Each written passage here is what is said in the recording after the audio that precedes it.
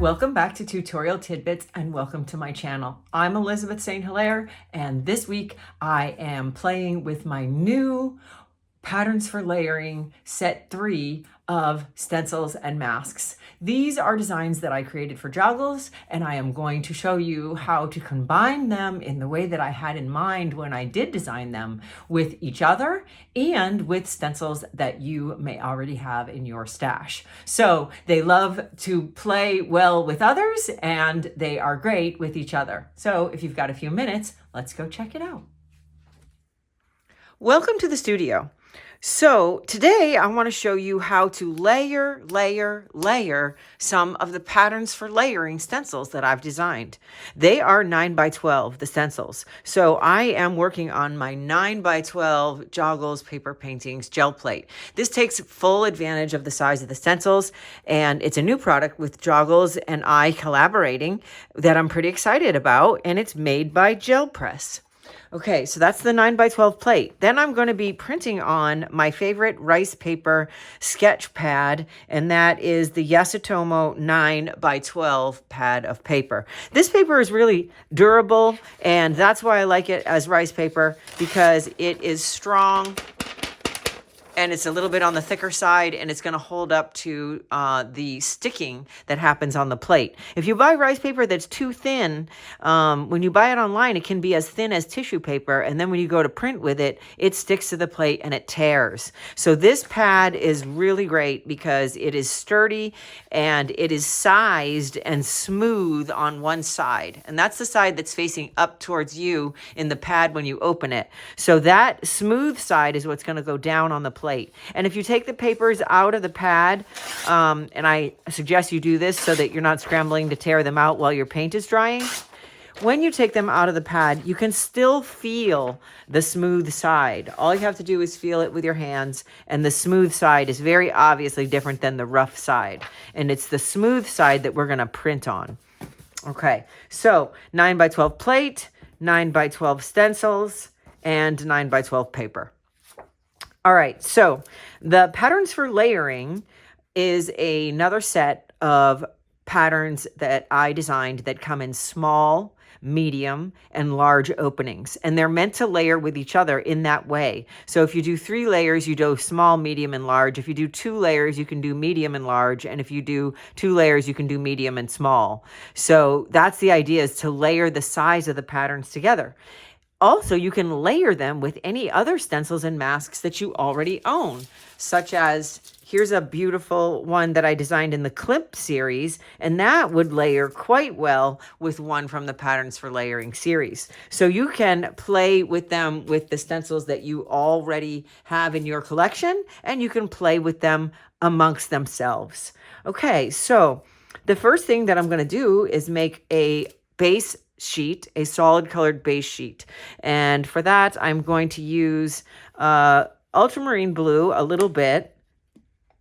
And I accidentally ordered this from Golden, and it's high flow. I guess I got so excited about the light ultramarine blue color that I didn't notice that it was high flow. For my purposes, high flow is too thin for gel printing.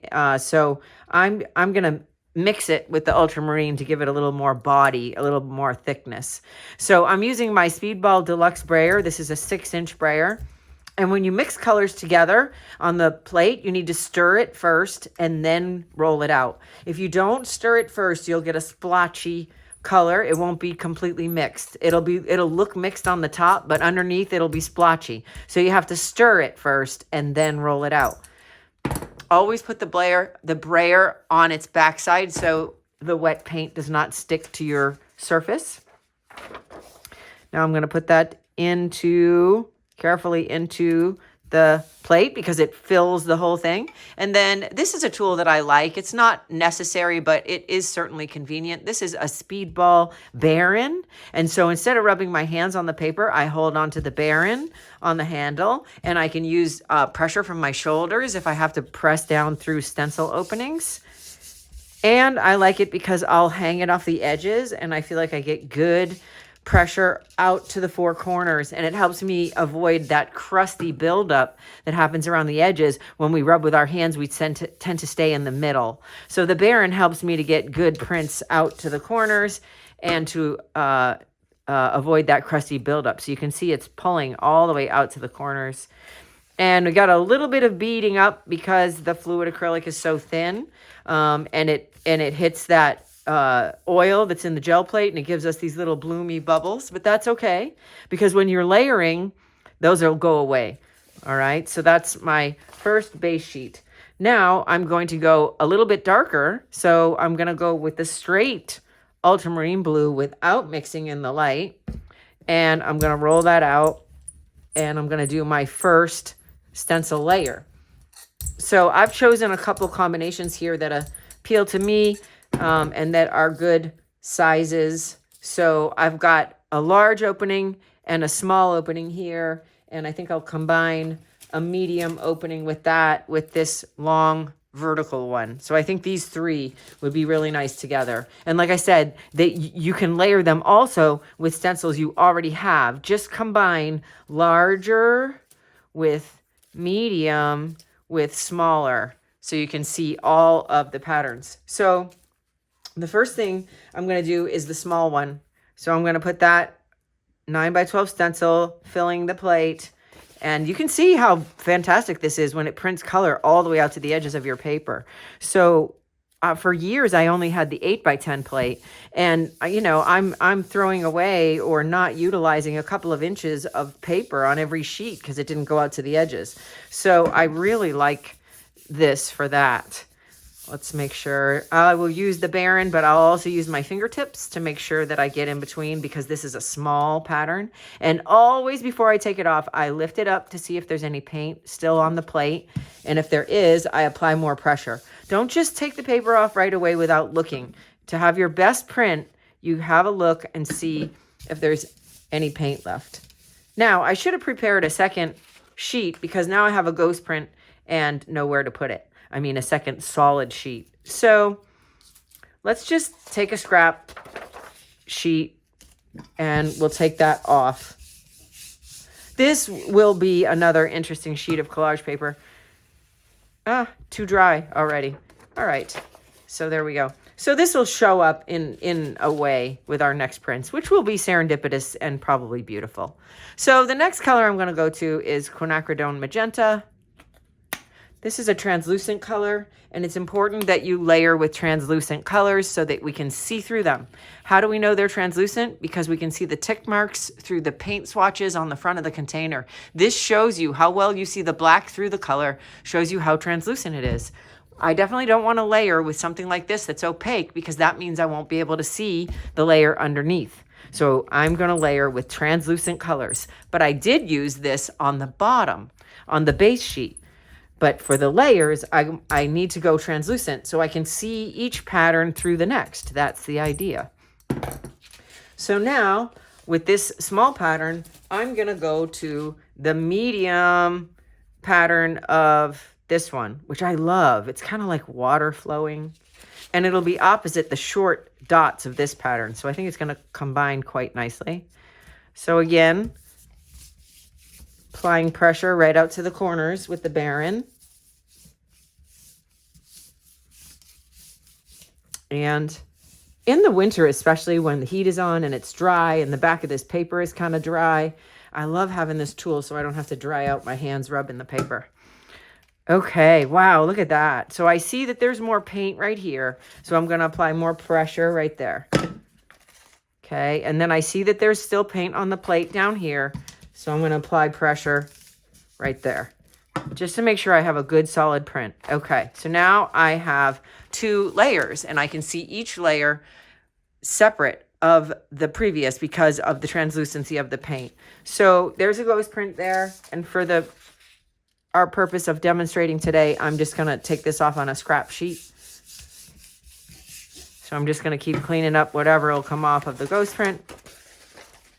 And now we're going to go for the big openings. But for the big openings, I want to use the ghost print. I want to use the outer shape, I think, rather than putting the polka dots, the inner openings on there. Although I could do either. Let's see. And I think I'm going to use dioxazine purple, because that's going to be a lot darker. It'll be real dark, though. I could use turquoise phthalo. It's tricky choosing the colors. I'm going to go to dioxazine purple. It's really dark. It's not opaque, but because it's so dark, there's no contrast between this color and the tick marks. So because it's so dark, you're probably not going to see much through it, but it is translucent. So I could lighten it up by adding a little bit of ultramarine to it. Why don't I do that? And then it'll be a little bit less dark. So I'm going to put a little bit of this very strong dark dioxazine purple, a little bit of ultramarine blue. See if we can lighten it up a bit in terms of contrast. It's still pretty dark. I always grab the squeaky brayer when I go to make videos, don't I? Okay, so I have to work quickly with this because a certain amount, so I'm using my cleanup sheet here to take the holes out of the middle of the pattern. A certain amount of the paint, sticks to the back of the stencil. So if you want a good solid ghost print, I didn't add any extra paint. That's a way to go too. And also work quickly. So I'm taking that out of the pattern and I'm leaving the ghost print. So I'm going to lift this up quickly, and too much of it has stuck to the back. I already can tell that that's not going to be a good print. So let's go heavier with the paint. A little bit heavier. That's better. This will be more likely to have a good ghost print. So again, right in the middle, taking that cleanup sheet to take the paint out of the circles so that I'm left with the ghost print pattern, because I think that's what I want to have over my print. So working quickly with a little bit more paint.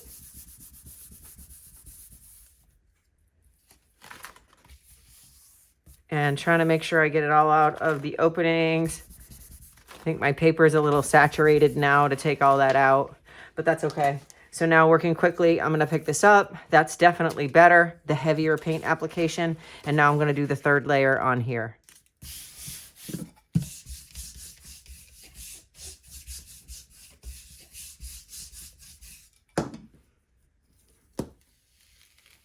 And there we go. Now we have the third layer. So you can see the ghost print of the third layer with the big openings, with the first small pattern and the second medium vertical or horizontal stripes with the magenta. So now we're building this beautiful, beautiful layered paper. And I'm tempted to do one more layer. I think I'm going to put some gold on it, back to a small pattern again on top. So I've got my metallic gold here, but I don't want it to be solid metallic gold. So I'm going to add a little bit of the dioxazine purple to it, because if I add any of the blues, that's going to turn into green, because you have to figure that the gold is a green. I mean, gold is yellow. So if you mix it with blue, it'll make metallic green, which is not going to be very color harmonious to this beautiful blue palette. So I'm actually going to change my mind. I'm going to put a little magenta in here. Okay. And I'm going to make sure I roll out clean off my brayer here. There we go. So remember, stir and then roll. Stir and then roll. That way you get a good blend. So I've got gold in here. Could go for a little bit more. But it's basically making metallic magenta. This also means, because I'm adding gold, and gold leans towards opaque, that this color is going to be opaque, slightly opaque, and it's going to stand up on top of this pattern. So I'm going to go back to another small pattern with these dots. And the small pattern was on the bottom base layer. You can see the little small pattern low down in this print. So when I bring the small pattern back on top, then I go from small to medium to large to small again. So let's put this out to the edges. Ooh, I'm loving that. So I'm going to use my fingertips to get down in between those little openings a little bit better. And look at that. So you can see that's my opaque color. You don't see through it. But because it's a small pattern, I can still see the other layers around it and outside of it. But you have to remember that an opaque color will block out what's underneath it. But I love this because the small pattern does not flood the sheet, and I still see all my other layers. All right, so I'm just going to clean up this, and I'm sure I can use that for something else. And I just want to show you one more combo. So we'll pull that and we'll make a light base sheet. I'll put out this light ultramarine. It's opaque, so I want it to be on the bottom. I'm going to use the color that was previously in my brayer, which was that metallic magenta. So this is making some kind of a, like a weird lavender color. That's okay though. It's my base sheet. And it's opaque, this, so you're not going to see this through it at all. So if you wanted to make use of that on the base sheet, we would have to go over that with a translucent color. So this is, you do see it. You see it a little bit because of the magenta that it was blended with, but not too much. So this is a good base sheet. Okay, so the next set of patterns I want to use is these two, I think. Actually, I've got another one that's kind of wild. This one gives you like a three-dimensional effect. So let's try this one. So we'll try this one with magenta, because the magenta straight up without the metallic in it is going to be darker. And then we'll be in the family of pink. Okay, so I'm going to put this fun, this gives you a kind of weird 3D effect, and put that over here. Now this one, these stencils are all laser cut. They are produced by Joggles, which is located in Rhode Island. They're designed by me. And they're produced by Joggles, and they're laser cut in White Bear Lake, Minnesota. So they're all 100% made in the USA, from the design to the distribution to the cutting. And they are fine detail because of the laser printing. So that was my point in telling you all that. So I'm going to use my fingertips to make sure I get a good contact here. This is fine detail. This one has very fine lines, so it definitely needs a little fingertip pressure. But look at that. Doesn't that give you a cool three-dimensional effect? And we've got a little bit of the metallic in the base layer, and that is a fun one. I shifted a little bit while I was rubbing the paper. It shifted a bit, so we've got the pattern doubled up in some areas because it moved. But I like that just as well. So now I'm going to just pull that cleanup paper. I don't know where I put it. We'll just do this. I'm just going to take that extra paint from the ghost print off. And now my next layer, I'm going to go to the ultramarine blue mixed with the magenta, so I can get a kind of a bluish magenta. So remember, when you're blending two colors, you use half as much of each as you normally would do, so you don't end up with too much paint on the plate. Now we're going to stir it around, and then roll it out. So this is a darker purpley red, purpley pink. It's going to go over this one. And we're going to do that in this sort of fractured pattern. So I'm going to combine the geometric with the organic in this one. So I like combining the straight edge patterns with the rounded edge patterns for kind of opposing line properties. So we got the geometric with the curvilinear.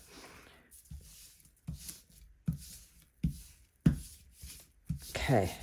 So we're going to put that over this one. Nice. I see that I have still a little paint on the plate. Add a little bit more pressure for a good print. Okay, and now you can see the geometric triangles with the curvilinear arches and this beautiful combination with a little bit of that gold showing through the base layer. So this is a way to use metallic where it's not on top and opaque like this print, but this time it's on the bottom, so it shines through. You can see that glow of the metallic kind of coming through from the bottom, which is a whole different effect. Okay, so we'll clean this up and we'll do one more. So I'm going to leave this one just like it is. I like this combination with the metallic and the two different patterns. So here's our first one and our second one with the patterns for layering, and I'm just going to do one more. So I'm going to start a base layer. I'm going to go to turquoise phthalo. This is like a greenish blue. So I'm going to add a little bit of this light ultramarine into that for the base. And I've got magenta in my brayer, so it's making it a little bit of a weird color. But let's add a little bit of gold to that. And you see, this is going to be even more green because the turquoise phthalo is a greenish blue. So this will be a nice base layer with a little bit of metallic shine. Remember, if you want to make a metallic blue, you can't add this because you'll make green. But if you want to make this metallic without losing the blue, you add silver. Just add silver. That will be a neutral metallic that won't change the color. So I'm just going to use this sheet because I hate to waste paper. And the metallic in this should cover up most of that cleanup sheet.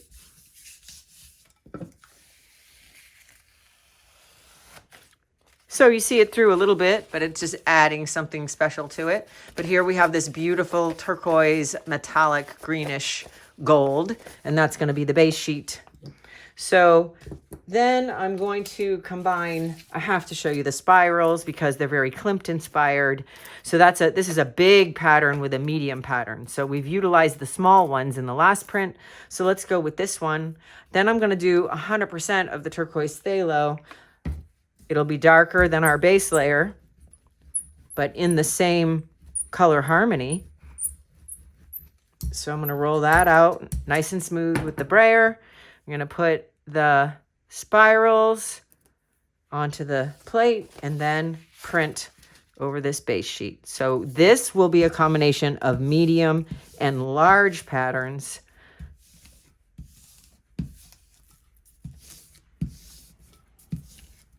And remember, all of these patterns can be layered with each other, but they can also be layered with what you already have. Just try to keep in mind small, medium, and large openings, or curvilinear plus geometric. Okay, look at this. Wow, wow.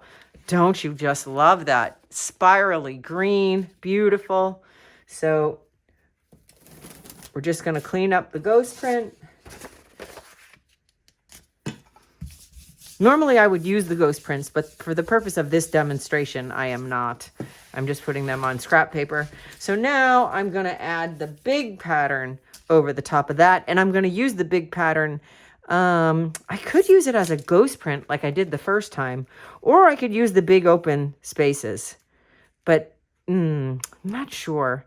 Let's just use the big open spaces since I did the ghost print of the of this one. The first time I used the ghost print of the large pattern. So let's use the positive print. So now I have to go slightly darker than this. So I think I'm going to use the ultramarine blue. I think that'll be a little bit darker. Maybe I'll put a little bit of metallic gold in it to sort of push it towards green, because ultramarine is more of a purpley blue.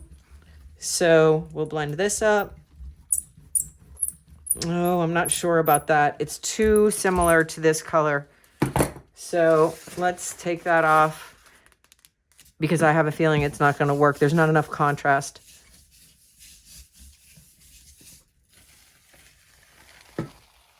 So look at, we're building this lovely cleanup sheet, but it didn't pick up all the paint. So let's use the back of it. But look at that. It has like a cheetah pattern. So, okay. So now let's just go with,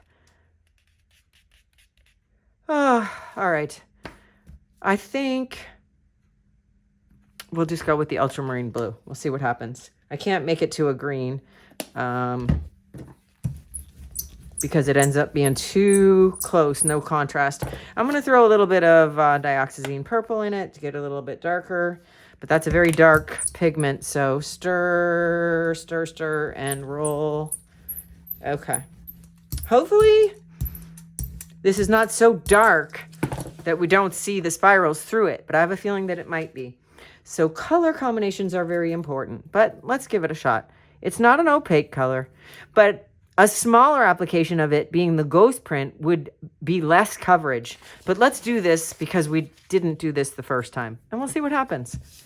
Everything that I have learned about gel printing has come from experimenting and making mistakes. So,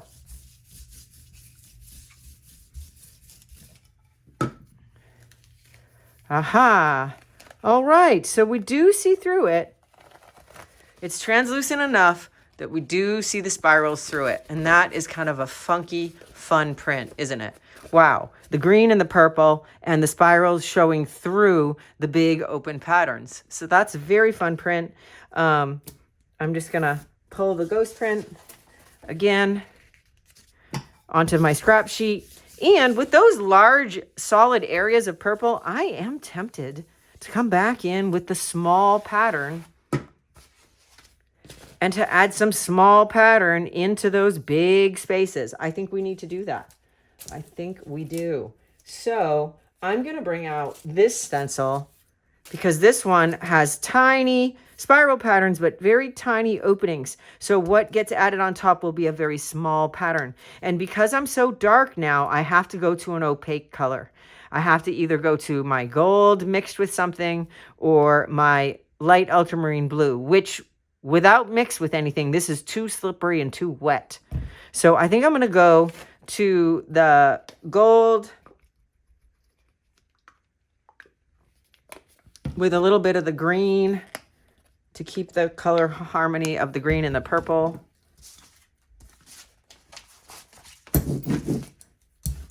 Stir, stir, stir, stir, and then blend. Okay, that's a little dry. Have to add a little bit more. Go with the gold. Stir, stir, stir, stir it together, and then roll it out. Okay, so this is going to be similar to the color that's on the bottom, and it's going to be opaque because of the gold, so it's going to show up on top of the dark. The only thing that's going to show up on top of something this dark is going to be something opaque. Anything lighter is not really going to work. So this one we're going to put, and we're going to add those tiny little marks so that we are not blocking out tons of the pattern with a large opening. We wouldn't want to do these big, large openings with something opaque because we wouldn't see anything underneath it. So this is where the small pattern stencil adds opaque accent to the top, but doesn't apply it in such large pattern that it's blocking out what's underneath it. That was the benefit of this. The small opaque pattern still allows us to see the pattern around it because it's a small pattern. This one's even smaller. So, and it's going to require some pressure because the openings are tiny. So here again, I'm going to get my fingertips into those openings and I'm going to check. Oh, I really like this. Okay. So here you can see the tiny spiral tick mark pattern has added pattern into the large openings. Plus we see the spiral pattern through the purple and around it. So how about that for some beautiful patterns layered? So let's have a recap. So the first one, I did a small pattern, a medium pattern, and then a large pattern, and then back to a small again with an opaque color that stands up on top. This one is just 2 layers It is the curvilinear arched pattern combined with the rectangular triangle pattern.